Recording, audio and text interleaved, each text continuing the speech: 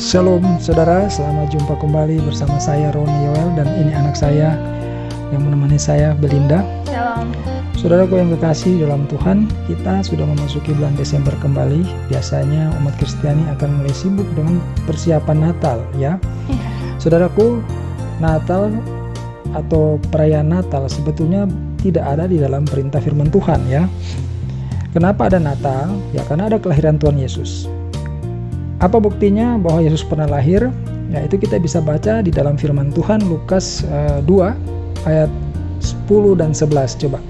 Lukas 2 ayat 10 dan 11. Ya. Lalu kata malaikat itu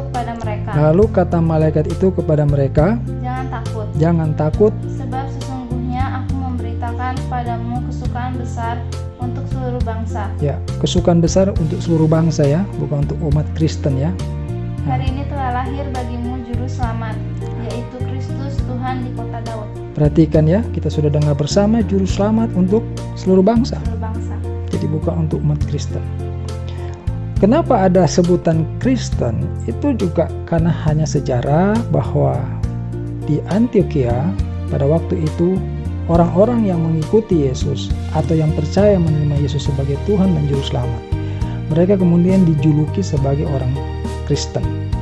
Dan itu hari ini dilembagakan menjadi agama Kristen. Tetapi Yesus datang ke dalam dunia ini bukan sebagai pendiri agama. Dia datang sebagai Tuhan atas semua orang, bertujuan satu untuk keselamatan dunia. Jadi setiap orang yang menerima dia sebagai Tuhan dan juru selamat, maka orang itu akan diselamatkan. Ya, tadi sudah kita baca firman Tuhan yang menjelaskan bahwa yang memberitakan kehadiran Yesus ke dalam dunia ini itu adalah malaikat sendiri. Jadi dulu sebelumnya orang tidak tahu kapan waktu dan harinya akan datang Yesus sebagai juru selamat. Iya. Mereka baru tahu ketika malaikat mengumumkannya, ya, menyampaikannya kepada sejumlah gembala yang lagi ada di padang waktu itu.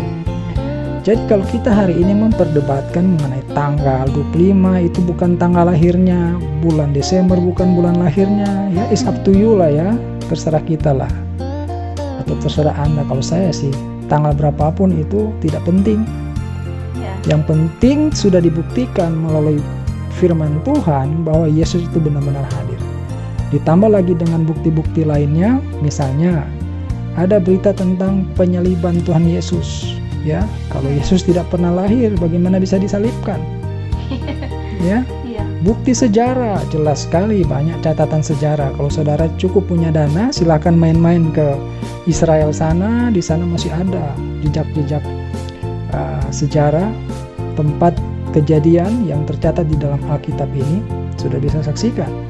Manuskrip kitab asli original daripada firman Tuhan juga masih tersimpan di perpustakaan di Italia juga ada, ya, artinya semuanya tersimpan dengan rapi. Kenapa bisa tersimpan sampai hari ini dengan rapi? Ya karena ini adalah karya Allah. Ya, kalau manusia tidak mau percaya, itu urusan manusia, bukan urusan Allah. Ya, jadi hari ini kita mendapatkan berita sukacita bahwa Yesus lahir itu adalah nyata dan fakta, dan Dia lahir bagi kita untuk keselamatan. Jadi saudaraku yang kekasih, adalah sukacita yang besar seperti yang disampaikan oleh malaikat itu. Coba dibaca kembali di ayat 10-nya. Lalu kata malaikat itu kepada mereka, Jangan takut, sebab sesungguhnya aku memberitakan kepadamu kesukaan besar untuk seluruh bangsa. Ya.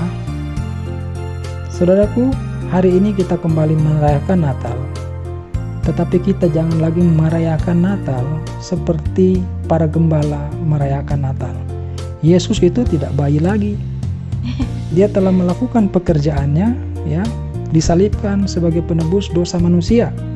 Nah, oleh karenanya kalau kita pengen mereplikasi, ya, mengulang kembali sejarah kelahiran itu, saudara siapkan hati saudara sebagai kandangnya Yesus. Karena hati kita manusia ini penuh dengan segala macam kotoran.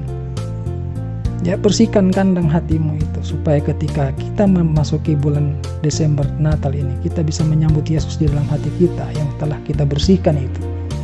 Ya, jadikanlah kandang yang bersih. Hati kita sebetulnya tidak ubahnya dengan kandang binatang. yang banyak kekotorannya di sana. Ya, jangan berkata bahwa saya ini orang baik. Manusia sejak lahir sudah mengandung dosa. Ya, karena Adam dan Hawa ketika berbuat dosa, ya di video yang sebelumnya saya pernah sampaikan. Ketika Adam dan Hawa jatuh di dalam dosa, maka dosa itu melahirkan kutuk. Ya, kalau saudara buat kesalahan kepada seseorang, saudara minta maaf, orang tersebut memaafkan, selesai urusannya. Tetapi dosa itu, kutuk itu tidak dapat dicabut oleh manusia. Allah yang menurunkan kutuk itu, sehingga Allah yang harus mencabutnya. Maka daripada itu Yesus lahir. Ya, Yesus lahir untuk mencabut kutuk itu kepada kehidupan setiap orang yang mau menerima Yesus sebagai Tuhan dan Juru Selamatnya. Kalau saudara hari ini merasa saudara orang yang baik, orang yang tidak berdosa, saudara sedang terjebak di dalam pemikiran manusia. Manusia saja yang berpikir seperti itu. Tetapi di mata Tuhan, dosa itu kutuk yang tidak tercabut kecuali menerima Yesus Kristus sebagai Tuhan dan Juru Selamat. Jadi ketika Yesus lahir ke dalam dunia ini, tujuannya sebenarnya satu, bahwa agar manusia itu dapatkan jalan untuk keselamatan. Firman Tuhan Yesus jelas berkata, "Akulah jalan dan kebenaran dan hidup. Tidak ada seorang pun yang dapat datang kepada Bapa jikalau tidak melalui aku." Ya, ini kata firman Tuhan daripada Yesus Kristus sendiri. Oleh karenanya, mari kita sambut Natal kali ini ya dengan sukacita, karena memang Yesus datang buat kita.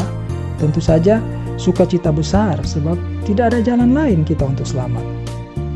Kalau Yesus tidak datang, kita semua ada di dalam api neraka. Ya, sekarang Yesus telah ada. Kita terbuka jalan yang lebar untuk menerimanya sebagai Tuhan kita, yang dapat memberikan kepada kita keselamatan.